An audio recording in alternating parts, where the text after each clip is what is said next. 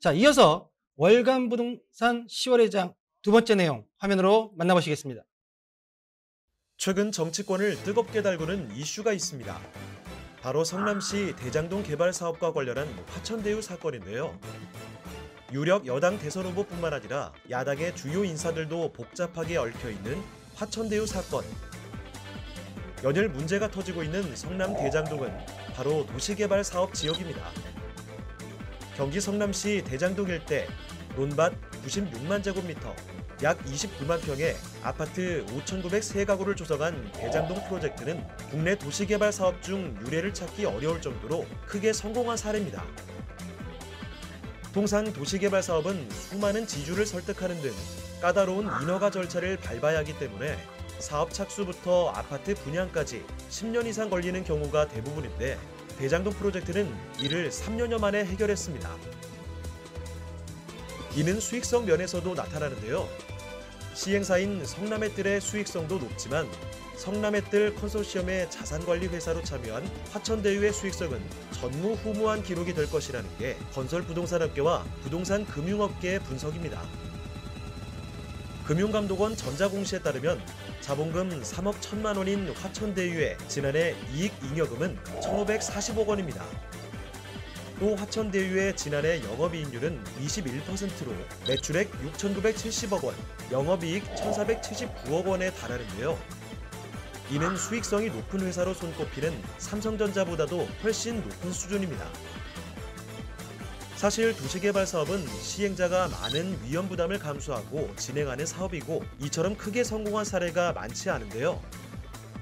화천대유 사태가 터진 이후 시행사들은 도시개발 사업 전체로 불똥이 튈까 걱정이 많은 상황입니다.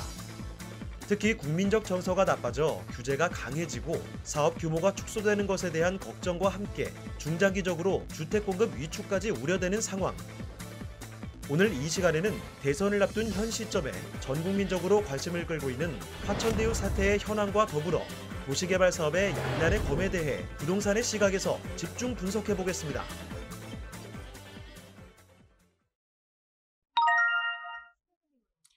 부동산 관점에서 바라본 화천대유 사태입니다. 지난 추석 이후부터 10월 그리고 현재까지도 정계 그리고 부동산 시장에도 큰 이슈가 대두되고 있습니다. 하늘의 도움으로 천하를 얻는다는 화천대유 논란에 대해 향후 부동산 시장에 미칠 영향에 대해서 알아보는 시간을 가져보도록 하겠습니다. 평론가님, 네네. 한반도가 들썩였습니다. 네. 초유의 사태예요. LH 사태 이후에 또 초유의 사태가 또 벌어졌습니다. 자, 시청자분들의 이해를 돕기 위해서 네. 사실관계를 한번 정리 좀 해주시죠. 네, 일단 그 화천대유 좀 일지를 좀 본다 그러면 사실 이거는 대장동 프로젝트라고 보통 얘기하죠. 대장동 일대에 한 29만 평의 아파트 한 5,900가구를 세우는 도시개발 사업입니다. 근데 이 도시개발 사업은 이제 성남시가 밝혔다시피 민관 합동으로 들어갔었거든요. 근데 이게 도시개발에서 가장 중요한 게 우리가 보통 흔히 얘기하는 땅 작업이라고 그러잖아요. 토지 수용이 가장 오래 걸립니다. 그리고 가장 어려운 부분인데 이게 보통 토지 수용 때문에 10년이 걸리는 데가 태반인데 3년 만에 끝냈습니다. 그런 이유가 역시나 토지 수용권을 동원을 해갖고 공권력으로 강력하게 밀어붙여서 사실 3년 만에 모든 걸 끝내버렸거든요. 그러면 공공으로 가야 되는데 민관 합동이라고 그랬잖아요. 그런데 이제는 민간이 껴져 있다 보니까 성남의뜰이죠. 이제 특수목적 회사를 세웠는데 그러다 보니까 분양가 상한제를 또 피해갑니다. 그럼 그 뜻은 뭐냐면 공공의 이익을 이제 민간이 취하게 되는 이런 사태가 이제 초유의 사태가 이제 벌어지게 될 수밖에 없었죠. 대표적인 게 화천대유가 자산관리회사가 빵 하고 등장하면서 공공이 이뤄야 될 누익을 바로 이런 어떤 민간 기업이 5천만 원 투자해서 엄청난 수익을 배당 수익을 받았던 이러한 초유의 사건이 이제 발생했거든요.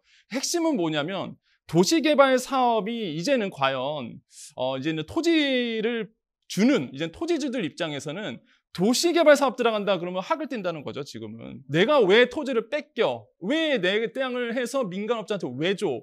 나 이거 못 믿겠어. 이거가 이러한 분위기가 팽배해져서 과연 앞으로 이거 도시개발 들어갈 수 있겠느냐. 그런 어떤 화천대유 사건 때문에 지금 뭐 전국에 들썩이게 됐다. 이게 사건의 개요다라고 말씀을 드립니다. 사실 관계에 대해서 좀 말씀해 주셨고요. 네. 자, 연일 문제가 터지고 있는 성남시 대장동의 도시개발 사업입니다. 자, 당시 대장동 아파트 단지들은 남판교라는 이름으로 판교에 묻어가야 할 정도로 대장동 자체의 경쟁력은 미비했다고 판단이 됩니다. 자, 최근 들어서 가격이 크게 오르면서 갑자기 성공한 케이스로 변화가 됐는데요.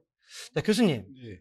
우리 평론가도 얘기했지만 도시개발 사업 분명 명암이 존재합니다. 네. 그리고 도시개발 사업이 잘 진행된 곳도 있고 실패한 사례도 굉장히 많습니다. 네. 이 명암이 존재하는 이 도시개발 사업 어떻게 좀 진행을 해야 될까요? 그러니까 원칙적으로는 저는 그게 재개발이 됐든 뭐가 됐든 재건축이 됐든 그것으로 인해서 생기는 이익은 저는 지주와 그다음에 그 사업을 주관하는 민간 기업이 저는 다 가져가야 된다고 생각을 해요. 그리고 그 사람들이 과도한 이익을 얻으면 거기에 대해서 적절한 과세를 세게 하면 되는 거거든요. 근데 이게 지금 어떤 형태가 돼버렸냐 하면 민간하고 공공이 합쳐서 들어가면서 공공이 0.1% 지분을 더 가졌다는 사실로 이게 공공이 주도권을 가진다고 하면서 땅값을 싼 값으로 그냥 강제로 수용을 해버린 거죠. 그러니까 지주들은 땅을 뺏겠다고 생각을 하는 거예요. 문제는 그렇게 해서 싸게 토지를 매입해서 아파트를 지었는데 그럼 그 이익이라고 하는 게 상당 부분 뭐 시나 국가로 가면 괜찮은데 이거를 지금 뭐 몇 퍼센트인지 지금 몰라요. 왜냐하면 이게 다 분양이 돼봐야 얼마 가져가는지 나오는데 어쨌든 천문학적인 돈을 몇몇 개의 그 꾼들이 가져갔다는 거가 문제가 있는 거거든요. 저는 그래서 원칙적으로 이런 재개발은 위험도 민간 개발자가 위험을 부담하고 이익도 민간 개발자가 가져가는 대원칙 하에서 과도한 이익이 나는 경우에는 과세를 많이 하면 되는 것인데 이런 식으로 정부가 공공개발이라고 해서 하면서 민간 업자들에게 이렇게 과도한 이익을 남기니까 저는 앞으로 이런 유형의 그 공공개발 사업은 저는 굉장한 저항을 받을 것이다. 앞으로 이런 것들은 다음 정부가 누가 되더라도 민간의 저항 때문에 저는 추진하기가 쉽지 않을 것이다. 저는 그래서 획기적으로 이것을 바꾸는 어떤 그런 제도 개혁이 있지 않고서는 이런 형태로 가는 것은 저는 거의 불가능해졌다고 봅니다. 공공이 주도하면서 네, 토지 수용은 공공이 하고 네. 민간 업체에서의 어떤 이익은 다 가져가면서 공공 주도에 있어서 안전장치가 없었다. 그렇게 그러니까 봐야 되는 거죠. 땅을 싼 값으로 사실상 강제 수용했잖아요. 그렇죠. 강제 수용을 해가지고 그 이익이 국가나 또는 시로 돌아가야 되는데 개인이 빼먹었단 말이에요. 사기를 친 거죠. 사기도 아주 엄청난 사기를 친 것이죠. 이런 것은 저것이 거기에 단돈 만 원도 이렇게 섞이지 않은 사람도 화가 나는데 그 땅을 뺏긴 분들은 얼마나. 그래서 앞으로 땅 그 수용하는 데는 굉장한 저항이 있을 것이고요. 수용 가격을 시세에 거의 뭐 한 80~90% 이상까지 해주지 않으면 전 저항이 있을 것이고 그렇게 되면 결국은 공공개발을 할 수가 없어지죠. 왜냐하면 땅값이 싼 데서 공공개발의 그 메리트이 있는데 저는 그래서 결국은 이게 민간개발로 원칙적으로 가되 저는 적절한 조치를 통해서 민간개발을 활성화시키면서 이런 천문학적인 이익이 나지 않도록 하는 방법으로 가는 게 대원칙인데 정부가 이렇게 공권력을 동원해가지고 뺏으면서 엄청난 원성을 한쪽에서 만들고 그래가지고 또 실제로 팔 때는 보면 다 빼먹다 보니까 실제로 사는 사람들은 별로 싸지도 않은 거예요. 이거는 결국은 중간에서 저는 대단한 농간이 있다고 봐서 저는 이런 사업은 이제 더 이상 저는 성립이 되지 않는다고 봅니다. 도시개발 앞으로의 향후 도시개발 사업에 있어서의 네. 공공은 매우 어려워졌다. 100% 공공이 아니면 저는 굉장히 어려워졌다고. 네, 알겠습니다. 자, 화천대유 사태가 터진 이후에 시행사들은 걱정이 많을 것으로 보입니다. 자, 도시개발 사업 전반에 불똥이 튈 거라는 우려가 나오고 있는 상황인데요.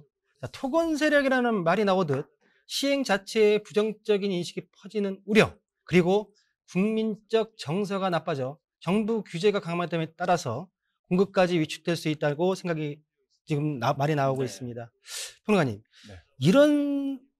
현재 이런 사례들이 이미 수면 위로 지금 드러나고 있다고 본 상황이 좀 있다고 하는데요. 그렇죠. 어떤 상황이 좀 있습니까? 시장에서는 가장 우선적으로 뽑는 것이 바로 그 용상 전비창 1만 가구 공급 계획입니다. 사실 왜 그러냐면 가장 역대급 개발이 이루어질 가능성이 굉장히 크거든요. 그리고 시장에서는 엄청 기대를 또 하고 있어요. 그러다 보니까 우려스러운 게 땅값만 5조 7천억 원 정도, 그 이상으로 전 더 갈 거라고 지금 생각을 하는데 5조 7천억 원에 용적률 상향되죠. 그러면 엄청난 메리트가 또 여기서 이제 일어날 수밖에 없고, 또 대장동 같이 이제 도시개발법이 적용되기 때문에 사실 우려하고 있다라고 보고 있는데, 또 아닙니다. 또 반대쪽에서는 그럴 이유가 없는 게, 이미 뭐 용산 가보시면 아시겠지만 거기에 코레일 땅이 또 상당히 있고요. 그다음에 SH가 같이 들어가기 때문에 사실 이렇게 우려할 정도의 민간의 과도한 이익은 들어가지 않는다라고 보고 있고, 또 한 가지는 대장동 같은 경우에는 분양가 상한제가 적용되지 않았잖아요. 사실 민간이 참여하면서 약간 교묘하게 뺐는데, 이번에는 이제 분양가 상한제가 적용되기 때문에 과대한 이익을 이제 민간에 주기는 힘들다, 이런 반론이 또 있기도 합니다. 또 한 가지죠, 이사 대책이죠. 주택 공급 대책도 사실 좀 영향을 받을 수 있다라고 말씀을 드리겠는데, 토지 수용권의 우려스러운 부분이 뭐입니다. 이런 거죠. 토지 수용권 때문에 사실 강제로 뺏길 것이다라는 부분을 이제 우려스러 하고 있는데, 또 반대쪽에서는 대장동 같은 경우는 아까 교수님 말씀하신 것처럼 51%의 지분으로 강제 수용을 했거든요. 근데 이사 대책 같은 경우에는 토지의 한 3분의 2 이상이 이제는 토지주의 허용을 받아야 되기 때문에 사실 그렇게 뭐 강제적으로 할 수는 없다, 구조적으로 힘들다라는 이제 반론도 있습니다. 어쨌든 간에 이제는 대장동 사태 때문에 지금 이렇게 역대급 개발 사업들에 대해서 의심의 눈초리가 확실히 시장에서는 많아지고 있습니다. 케이스 바이 케이스지만 틀리긴 하지만은 네. 그래도 나름대로의 의심의 눈초리를 보면서 네, 많아지고 있죠. 많아지고 있죠. 네, 알겠습니다. 자, 국토부문건을 살펴보면 당시 재개발에 대해서도 개발 이익을 환수해야 한다는 내용이 나와 있습니다. 현재 재건축엔 초과이익 환수제가 이미 존재하는데요. 재건축에는 적용되고 있지만 재개발에는 없습니다. 교수님, 만약 재개발에도 개발 이익을 환수하는 제도가 생긴다면 부동산 시장에 어떤 영향을 끼칠까요? 상당히 재개발 사업이 위축이 되죠. 아무도 그거를 하려고 하지 않죠. 그리고 이게 작업이 쉽지 않잖아요. 토지 수용서부터 인허가에서부터 공사에서부터 분양에 이르기까지 굉장히 그 긴 프로세스인데, 저는 그래서 개발 이익을 환수하는 그런 저는 것이 매우 어려운 재개발, 민간이 참여하는 재개발을 굉장히 어려울 거라고 보고, 그렇게 되면 결국은 주택 공급에도 상당한 장애 요인이 있기 때문에 상당히 좀, 물론 이제 교과서적으로 보면 개발 이익을 환수하는 것이 정답이지만 실제로 그것이 사업을 활성화시킨다는 차원에서는 처음서부터 그랬기 때문에 이거를 뺐던 거거든요. 그런 면에서 저는 약간의 딜레마가 좀 있다고 저는 보는 거죠.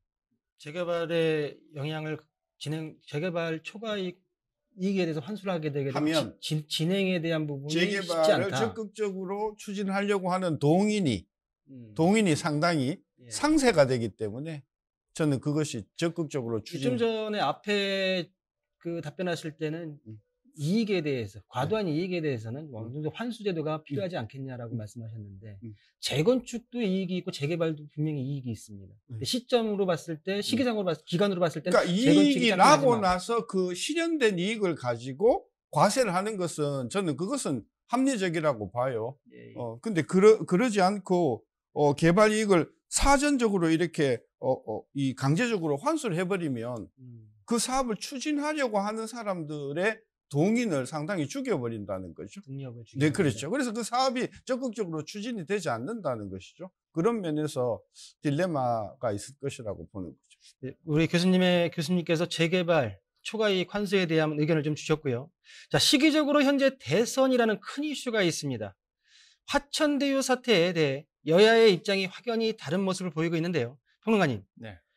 어떤 입장을 갖고 있는지, 뭐 많이 좀 언론에 나오고 있지만 한번 간단하게 정리 좀 해주시죠. 일단은 민간의 과도한 이익은 막아야 된다는 게 여야의 공통적인 입장인 것 같습니다. 근데 특히 이제는 문재인 정부가 후반에 들어와서 정책을 좀 바꿨잖아요. 공급 중심으로. 그러다 보니까 이제는 민간의 인센티브라든지 당근적으로 주려고 하는데, 대장동 사태가 터짐으로 해서 사실 이 정책, 이 분위기가 좀 꺾이는 분위기다. 심지어 이제 야당 같은 경우 이제 민간 주도에서 계속적으로 주장하고 있고, 그다음에 뭐 어떤 시장 친화적인 어떤 주택 공급이 돼야 된다라고 주장을 하고 있는 야당조차도 지금 현재 개발 이익 공공환수에 대해서 강력하게 이제 주문을 하고 있는 분위기가 있거든요. 그래서 지금 민간에게 주는 당근책들이 아까 교수님 말씀하신 것처럼 철회될 가능성도 역시나 있고요. 제가 여의도에 있다 보니까 요즘에 딱 서여의도 쪽에 있어요. 그러다 보니까 뭐 정치권 있는 한복판에 있거든요. 그렇죠. 굉장히 뜨겁습니다. 지금 대선 때문에 뭐 거리도 북적북적하고요. 그러다 보니까 지금 과연 어떠한 그 대선 주자들의 정책들이 나오냐에 따라서 이 분위기는 조금 달라질 가능성이 굉장히 크다라고 생각을 해봅니다. 우리 뭐 다음 시간이라도 한번 네. 대선 주자들의 어떤 부동산 공약에 대해서 한번 논하는 시간을 가져보기로 하고요. 네. 자, 마지막으로 한번 질문 드리겠습니다, 교수님. 자, 현재 지금 화천대유, 우리 지금 이 시간에는 정치적인 관점이 아니라 부동산적인 관점에서 지금 이 사건을 좀 들여다보고 있는데요. 시장에서 실제 소비자 관점에서 이러한 사태, 난감하고 아까 말씀하신 대로 나는 돈 10,000원 안 넣었지만은 화가 나는데 굉장히 많은 우리 국민들이 이런 감정을 느낄 겁니다. 그러면 이런 시장에 이런 케이스가 또 나타났을 경우 우리 소비자들이 대응할 수 있는 어떻게 판단하고 들어가야 될까? 저는 그 전에 그러니까 소비자들이 어떻게 대응하느냐 하기 전에 저는 정부 차원에서 이런 사례들이 과거에 얼마만큼 있었던가 하는 부분에 대한 저는 상당 부분 전 전수조사가 필요하다고 봅니다. 그걸 하지 않으면 지금 모든 국민들이 아파트에 예를 들면 특히 이런 그 유사한 어떤 도시개발 사업으로 입주하신 분들이 궁금한 게 나는 이거 얼마 주고 샀지? 그렇죠. 그리고 이거 얼마 들었지? 이 부분에 대한 명백한 어떤 그런 그 사실 확인을 하지 않고 한다고 하면 이 문제는 다시 근절이 안 될 거라고 보고요. 그래서 왜 이런 문제가 생겼는가? 시장이면 모든 것을 다 할 수 있는가? 또 뭐 도시개발공사 사장이면 다 할 수 있는가? 체크는 누가 왜 못했는가? 저는 그래서 현재 시스템을 저는 체크하는 것이 굉장히 필요한데 여야를 보면 전부 다 어디에 몰려있냐면 누가 책임자냐?